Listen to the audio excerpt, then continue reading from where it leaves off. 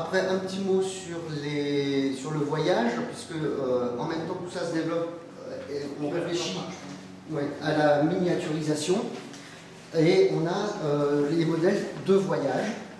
Alors ce qui est assez drôle, je dirais, c'est que c'est plus facile de trimballer l'appareil que de trimballer les disques. Quand on voit le coffret de disques pour la Symphonie Fantastique, ici, voilà, donc l'appareil est de forme tout à fait, enfin, il est petite, elle peut être... c'est très facilement pliable et transportable.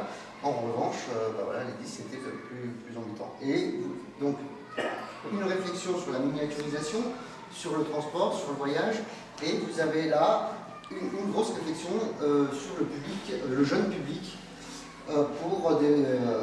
voilà, donc ça, c'est un modèle pour enfants. Donc toutes les chansons populaires aussi, on commence à s'intéresser au public enfant bien avant Fisher-Price. Là on voit aussi tous ces usages d'objets. Un petit mot sur Hector Berlioz, qu'on a affublé d'un casque. On a eu du mal parce que c'est un génie, il a une très grosse tête et impossible de trouver entre la FNAC et tous les magasins le casque qui passait sur sa tête. Donc on a été obligé de tricher un petit peu. Et donc on a intégré Hector là parce qu'il fait partie de la maison et l'esprit du lieu et qu'il est immuable, mais aussi parce que cette exposition est quand même un hommage à Berlioz.